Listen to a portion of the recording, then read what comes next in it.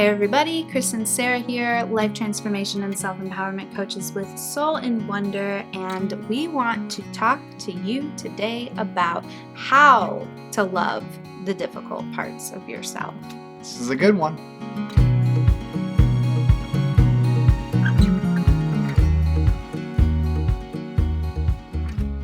So this is a great video to follow up with our last video, the one on self-love and the one thing you're probably missing in that self-love component, and that is embracing all parts of you, the good, the bad, and the ugly. And we ended that video talking about acceptance and what it means to accept all those parts. So we use the word embrace, accept, whatever it is. It doesn't matter. It's when we can get to that point of pure radical acceptance is when we can get to those deeper parts of really loving ourselves truly, wholly, and unconditionally. And that's why we wanted to do this video too, because we realized, well, you know what? Some of you might have a really challenging part of yourself that you're really struggling to love. And you might be saying at the end of that last video, like, okay, great. I know what self-love is now, but how do I actually love this part of me that I hate? How do I love this part of me that I hate? The one example we used in that video was talking about laziness. Laziness, laziness, laziness. I dealt with this part. It is a part of my internal community, the lazy one. And I used to hate it. I used to reject it. I used to think that according to societal standards, the lazy part of me was not good enough, that it was just getting in my way. It was inhibiting my flow and my motivation and my ability to achieve my dreams.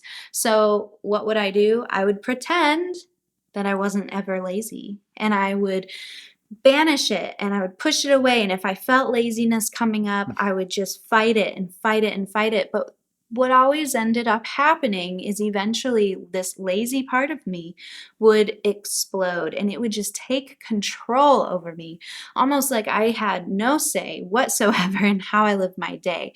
I would find myself laying on the couch, binge watching Netflix for 8 hours straight, the whole time chattering in my head, oh, you're so lazy today. Why can't you stop? Just turn it off. Just get up. Just do something.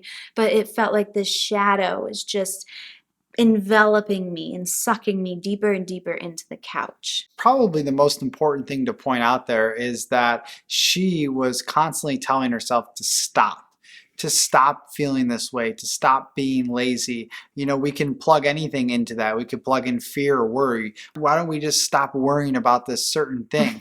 But when we try to approach it from that angle, then we're only feeding the fire. We're only giving it fuel to rage and to become something bigger than what it actually was to begin with. And why does it become something bigger? Because it's trying to get our attention. The lazy part of me is just as valid as any other part of my internal community. But because I wasn't listening to it, I was shaming it, I was embarrassed of it, and I didn't want other people to know that this part of me existed. It got louder and louder and louder and louder until it exploded, overtook me, and I couldn't do anything about it. And it would start this, what seemed to be self-sabotage patterns. Now, this is just one example of the many parts of us that we might be struggling to love. And it could show up in so many different ways for you, depending on your life experience. The lazy one in you might be different than the lazy one in me. It may show up for different reasons.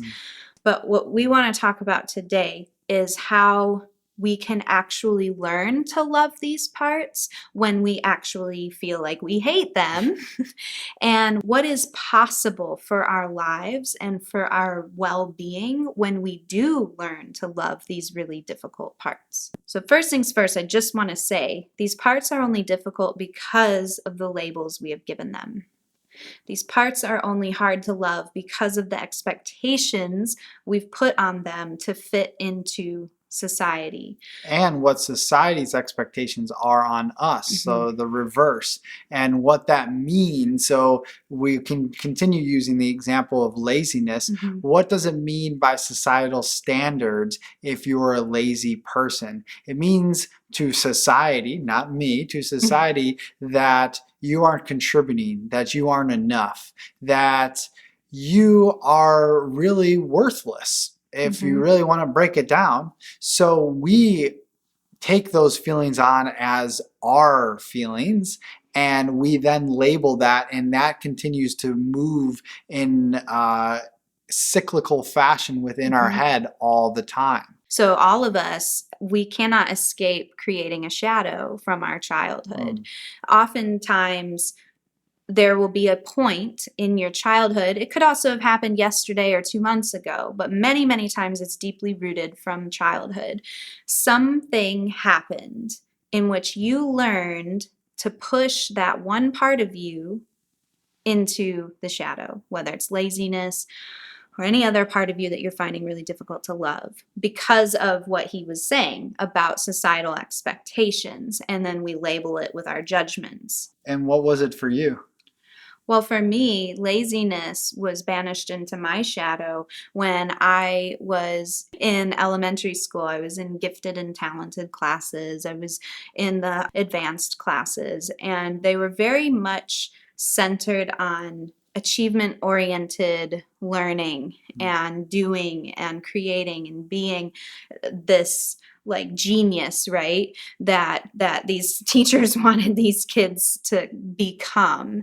And I remember feeling that if I didn't do enough, perhaps in competition with my classmates, that I wasn't enough or that I wasn't worthy of the A or A plus. And this belief that was created started to show me that if I didn't show up and didn't step up to the plate, that it was not okay. And it was just validated over the many years of my life through relationships and through other people's opinions on, oh, she slept in until 11 o'clock this morning. She must be really lazy. So you start to hear the negative connotations in people's voice every time they label you as something that they are uncomfortable with within themselves that they have yet to love. The teacher was saying that we want you, and maybe they weren't verbalizing this, but feeling this internally and through their actions, they were saying it, was that we want you to become something. And right there was the initial imprint of really shaping that laziness to come to really come to the light.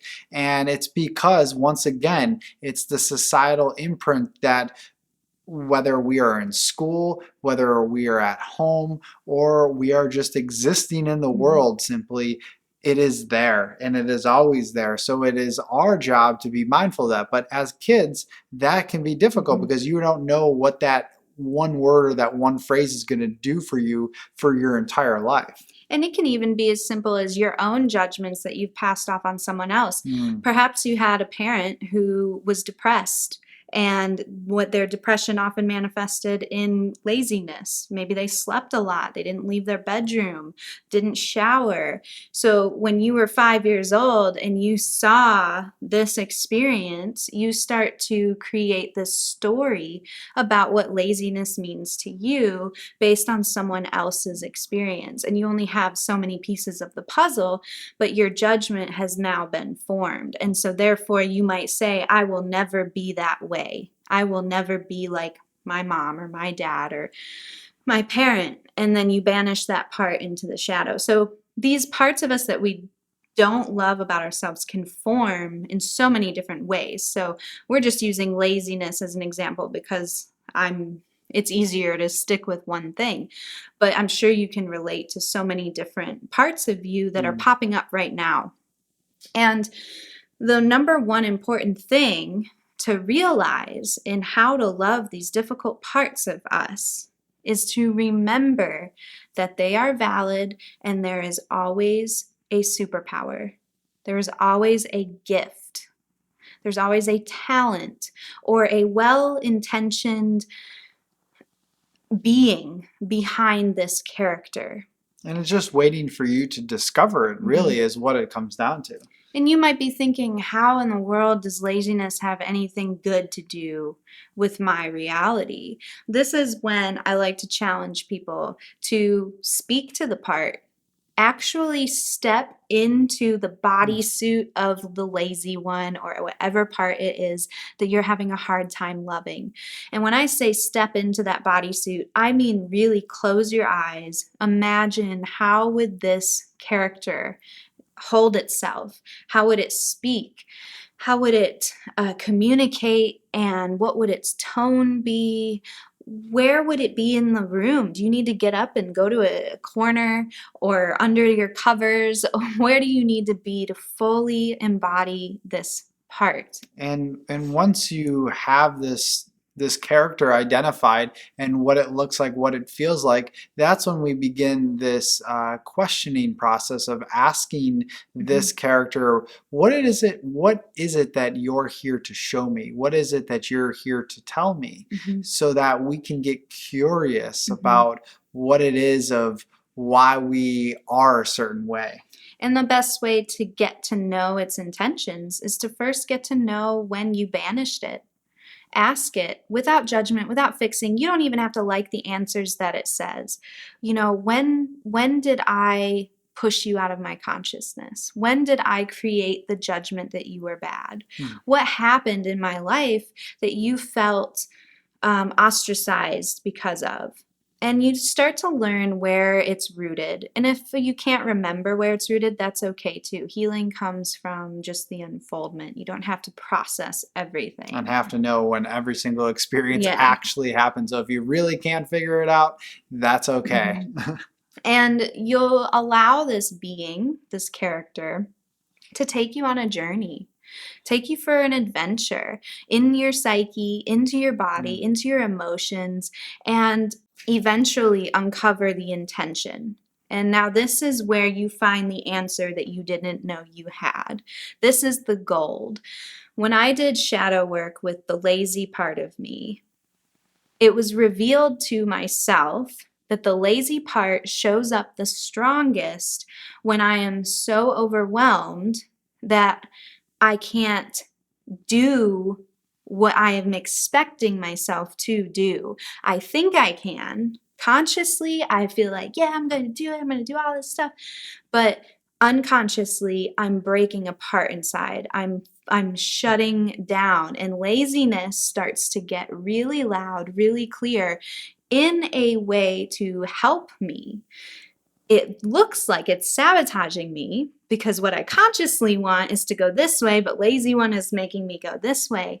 But what I learned was that the superpower of my laziness is to show up when I have reached full capacity and I'm about to explode. And if I don't stop and rest and integrate, everything that I've been working towards is going to fall apart anyway. This was a trigger that I was triggering her for, especially in the beginning part of our business. And we finally worked through this and figured this out, but through my achievement-oriented self, and I don't even, the little it's self. Part of himself. It's part of myself. And this part that needs to continue to work hard and build whatever it is I'm building my dreams. And sometimes that is overworking. And we can have a whole nother video on why I discovered that I was actually a workaholic. So that's a fun one. But this part of me that was constantly working to building this dream, eventually she recognized, well, one, it burnt her out because she was trying to keep up with me when that's not really who she is deep down inside. Doesn't mean she's, again, lazy and needs to not really do anything and I have to do everything, because she contributes equally as much. But these parts were triggering her to go into her cocoon, to go at a slower pace where she felt more comfortable. And the beautiful thing about that is through that experience, it actually helped me to slow down. And now we are at a pace that just feels perfect because it is unfolding perfect. But again, digressed a little bit. So people are triggers in your life and they will show you these parts. In this example, laziness, I triggered her, so there might be other people in your life. Well, there will be other people in your life. There are other people in your life that are triggering you. And this is the best moments. These are the best moments to look at it. That's when you have the opportunity to truly dive into your shadow. Mhm. And for me, when I revealed to myself the gift of the lazy part of me, what it was actually trying to do for me, it doesn't mean I have to agree with the way in which it does what it wants to do for me. It just means that I see it for what it is. I see it as a valid part of my internal community. And you build this relationship with these parts where you start to see that the only reason they're acting out so strongly is because of my own judgments. If I can release those judgments of these parts and learn what their gift is, then I know what they're trying to signal to me when they do overact or overreact. And that's the beautiful part. Now, because I've done my shadow process through laziness, doesn't mean that laziness doesn't exist. Because we're not trying to continue to push these parts away. Otherwise, you're just doing the same cycle over and over. The lazy part has a seat at the table inside my wise counsel room. What's happening is now the lazy one doesn't have to act out in the ways that it used to get my attention. It can show up in more subtle ways, like my yearning for stillness, or my resistance to getting a work task done. If I can go deep into my heart and find where my excitement lies, is it because I need rest and integration? Knowing these things about these parts of ourselves makes it 10 times easier to love these parts of ourselves when we originally hated them. I welcome the lazy one into my life to show me when I am burnt out, when I'm overworked, when I've pushed myself too far. And when it starts to show up, maybe in a way that is self-sabotaging, I'm able to enter that space of awareness, get curious, and figure out, what is it that we can do together? And it's really, at the end of the day, the key word here is balance. And that's really what it comes down to. How can I balance this part of me into my life where it doesn't show up, as she mentions, as self-sabotaging, but it's an integration. And through this wise counsel, as you called it, it's almost like these characters that are at a table and there's negotiations going on. And these negotiations are negotiations with yourself to see where we can all kind of have a role, because everybody wants a role in the play, and how can we have an equal role and a more balanced role? And that actually is a perfect example of how all of our parts have opposite parts that work together. The lazy one's sitting at that table just like the workaholic in me. I also have a workaholic in me. It's not as dominant as perhaps his experience, like mine has been dominant with lazy one, but if the lazy one exists, so does the workaholic. So how can these two work together in a balanced way as a team at the wise counsel table? And that's when you really start to feel like you love yourself. Well, and the beautiful thing about, if we're using that example, is the laziness and the workaholic. What is in the middle of that? What is in the middle of that is stillness in action. It's stillness in action. So it's not doing, hoping Or to not expect, doing. or not doing. It's presence, it's stillness while taking action towards your dreams. And it's a third entity that these two separate entities created together. Almost like a baby. Through your integration process and your self-love. And that's why it's so important to learn to love the most difficult parts of yourself, because you create a different version of you constantly through the rebalancing act. This takes practice. You might say, okay, well, that's great. Maybe I can understand this part of me that I don't like now, but I don't know if I can love it. That's okay. Embrace the fact that right now maybe you've just moved an inch. Tomorrow you might move 2 inches. The next day maybe 3. And before you know it, you're going to feel like, okay, that part of me is valid. It's been valid. It may not be valid in the way it has behaved, but the part itself is valid. And that's where we want to get to, is that radical acceptance. So once you feel like you have reached this point of understanding with these parts of yourself that are difficult to love, then you can play around with loving it vocally, telling some people, hey, I just, you know, reunited with the lazy one in me, and I love that part of me. And it might throw them off. They might be like, wait, what? Whoa, what do you mean? And then you can explain your process, your experience, the thing that happened to you that allowed you to grow deeper and rooted deeper into your self-love. Next thing you know, you have a ripple effect of people looking at the parts of themselves they didn't particularly like, learning how to truly love themselves. And that's what this is about, is inspiring each other. You have the ability to do all of this because that's who you are in your core. You just have to let go of the things that have separated you from that core. And the beautiful thing is you've already taken the first step by being aware of what's going on. So that awareness plus that acceptance equals liberation, transformation, and growth. And if you guys like this video, make sure you give us a thumbs up, and also comment below. Let us know if you've worked through this process, if you're curious about working through this process and what that looks like for you. And of course, any questions you have, we'd be more than happy to help you out. And we will be back next week for yet another video. Can't wait to see you there. Take care.